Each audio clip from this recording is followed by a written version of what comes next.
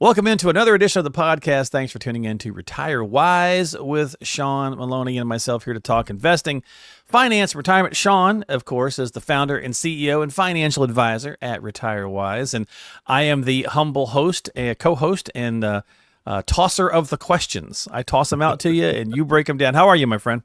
Doing good, man. I got the mid out so I can catch them. All right, nice. Like it. I like it. So you've been doing this, 20 plus years, right? So you've been helping folks a long time.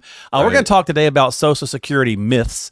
I'm going to let you be a myth buster. If you ever watched that show, it was a great show. That's a great show. Yeah, it's a fantastic show. So we're going to talk about Social Security myths. And of course, as always, anytime you hear something on our podcast or any other financial program, you should always see how it relates to your specific situation. And if you need help with that, Shawn and the team are here to do so at RetireWisePro.com.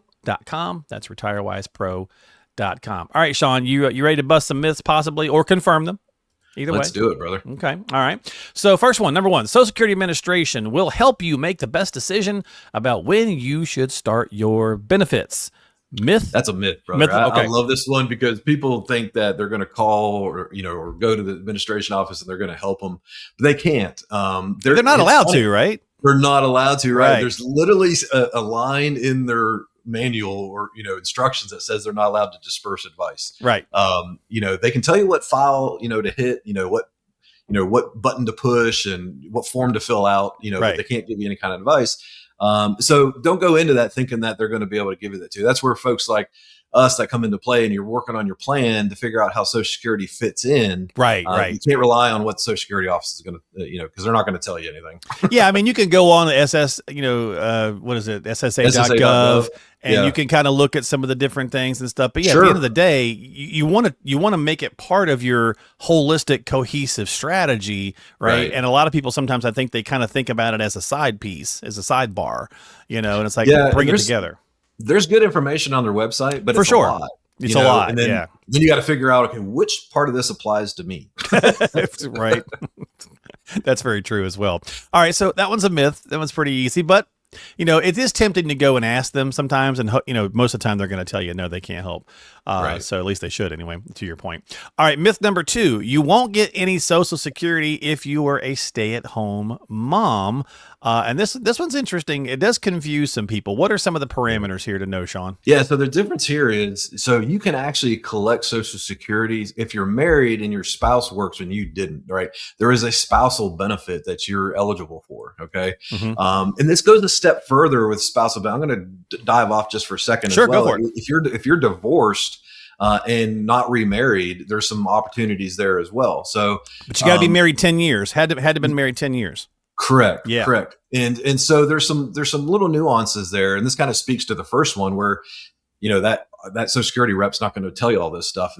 Even if they know, hey, you could claim spousal, they're not allowed to tell you, give you that advice. Yeah. And here's the other thing, that spousal benefit, maybe you were a stay-at-home mom or stay-at-home dad, and your spouse worked. That's great. That's one avenue. But maybe you did work, but you didn't earn as much as your spouse. And if your benefit is more than, if it's less than half of what theirs are, then you can still file a spousal benefit. Okay. Right? Yeah. You want to take the top, the higher of the two. The higher number.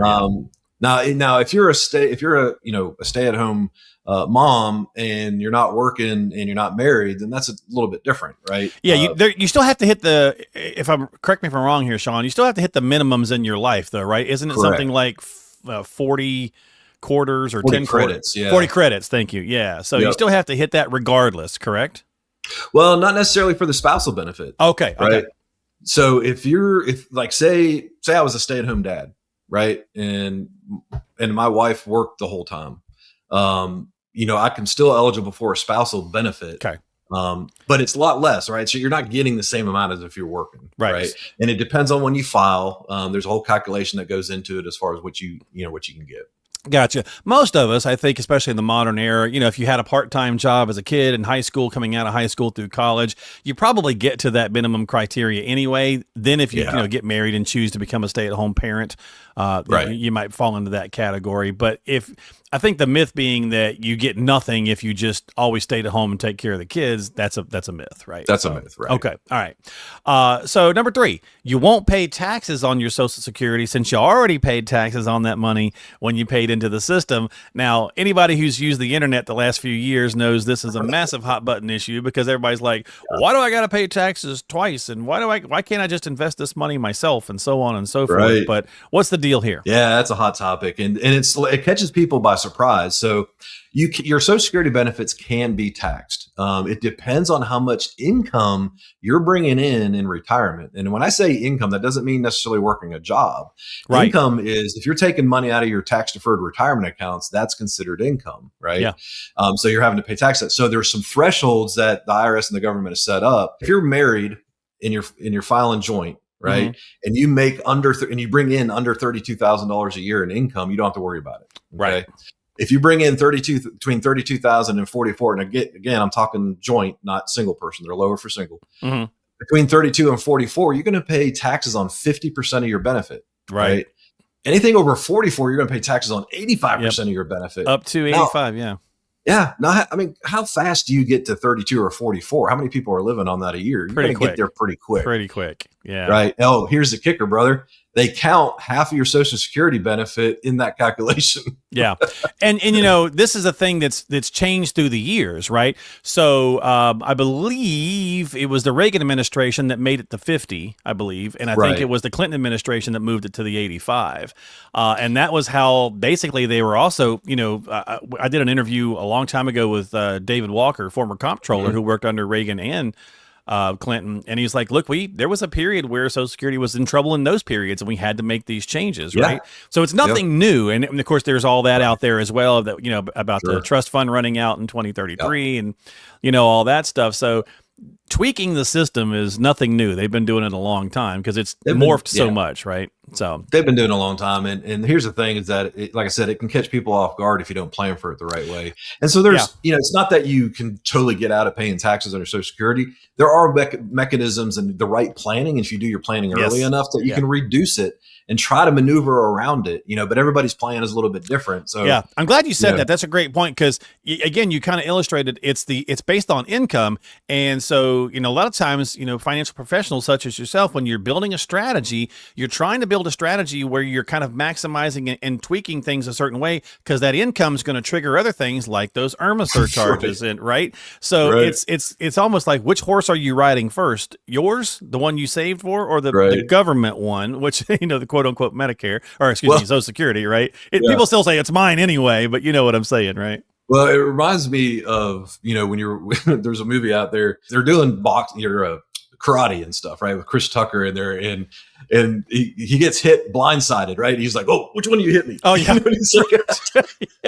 Rush Hour. It was Rush Hour 2. Rush Hour. That's it. That's what it is. Yeah, yeah. Which one of you guys hit? Because he couldn't tell where. You can take care of this one, and then you get hit over here. Right? Very true. So a strategy comes into play. Becomes very important, right? Because again, how you structure your income could affect other things. We talk about it all the time, and we'll continue as we grow this show and this podcast. When you pull one lever in retirement, it's like a build a better mousetrap. It makes 3 or 4 or 5 or 6 other cascading levers go as well. So that's right. You got to have a strategy. Be coordinated. Yeah, for sure. All right. Myth number 4, there won't be any Social Security left by the time you retire. I just mentioned the trust fund. I think they've updated it at the time we're talking. I think now they're even whispering 2032 versus 2033. So what's this all about? So there is that out there. It depends on what report you read and what math you do. It's anywhere from 2032 to 2034. It's definitely solid in 2033. Like you said, kind of shifting to 2032. Here's the thing is that Medicare and Social Security are all in the same boat, right? Right. They all funded from the same area. Not that Medicare is, in trouble or anything, but it is funded under the same umbrella. So if the government does, it's not going away, folks, but if the government does absolutely nothing, right, you could be looking at a benefit cut of reduction. 23, 24%. Yeah. Right. Yeah. So it's not going away, but you could have a reduction. Now, can they fix it? Sure. Right. But here they've been kicking this down the road. For and will they decades? The last second, they will tackle this dumpster fire the day before. Exactly. Like they normally do. Right. They'll call an emergency meeting and get everybody in a panic and, right. or whatnot, put a Band-Aid on it. It's the third rail of politics, right? It is such a political hot potato. Nobody wants to touch it. Right. We see every day how they throw things at each other. Oh yeah. And so, yes, the system is certainly flawed. It's got issues because it's not running the way it was designed. Obviously, it's changed a lot in the almost 100 years it's been in play. You look at, you got 10,000 right now with the baby boomer push. You got 10,000 Americans turning 65 every day. Right. So that's put a strain on the system. And not as many paying in as pulling out, where it used to be something crazy like 30 to 1, feeding in and 1 pulling out. Now it's like 3 to 1. And I think all approaching 2 to 1, right. Which is not sustainable. It's not sustainable. And hopefully they fix it, or they'll probably put a Band-Aid on it for a while, but here's the reality is, do we know, are they going to fix it 100%, or will they probably not. Will they get rid of the reduction in benefit totally, or will there be a compromise, right? Yeah. Maybe it's not a 23% cut, but it's a 5 or 6% cut, whatever they come up with. Yeah. The point there though, is it's not going away, but this is definitely something obviously we keep an eye on, but you need to keep an eye on because that has to be factored into your income stream for retirement. Yeah, for sure. And who knows what's going to happen with age? There's a lot of talk about if you're over 50 or 55, you're probably grandfathered in. You might be okay. Then again, maybe not. There's talk about if they just get rid of the 62, and they just move that up to 65, or just eliminate it altogether, it could fund it for another 100 years. There's a million different proposals. Yeah. We just know what does government do? Who knows, right? Yeah. So we'll wait and see at this moment. Unfortunately, yeah. All right, final myth this week here, Shawn, on the podcast. You should claim Social Security as soon as you're eligible. And this one has a lot of traction for people because of the prior one. I better turn 100%. It on before it's gone. Right. Well, and there's so many myths around this part. I could probably talk about this part for a couple hours.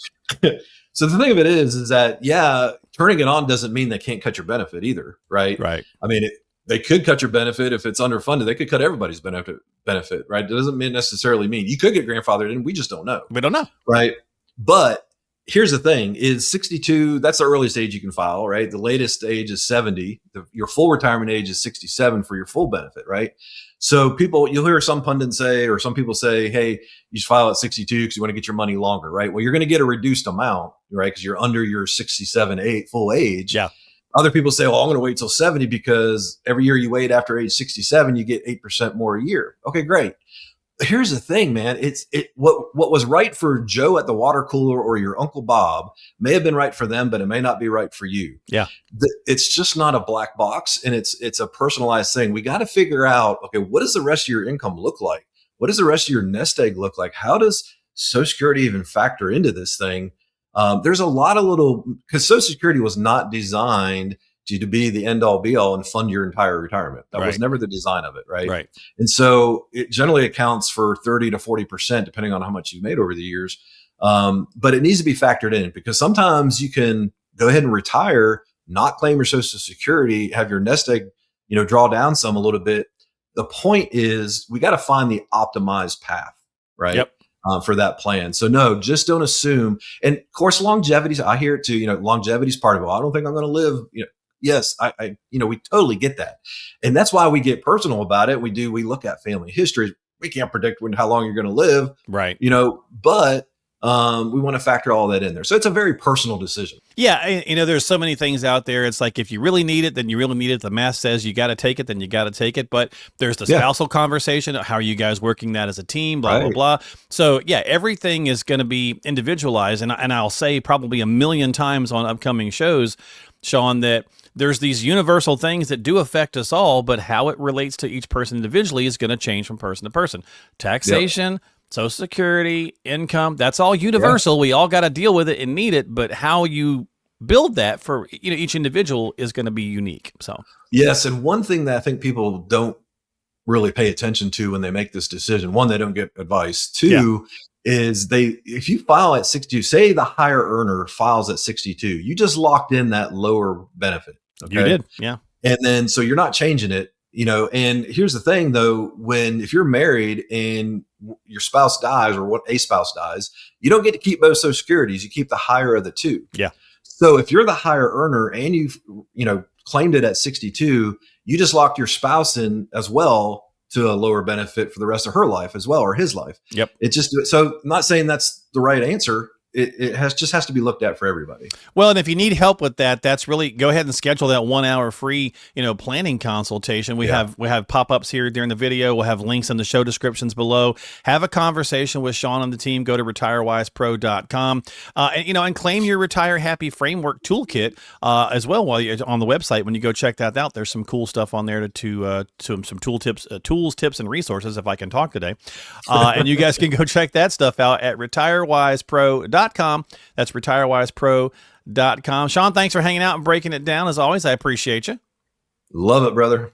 Have yourself a great day. And hey, folks, don't forget, if you'd like the content, subscribe to the podcast on Apple, Spotify, or right here on YouTube to catch future shows when it comes out. And we will see you next time here on Retire Wise with Shawn Maloney.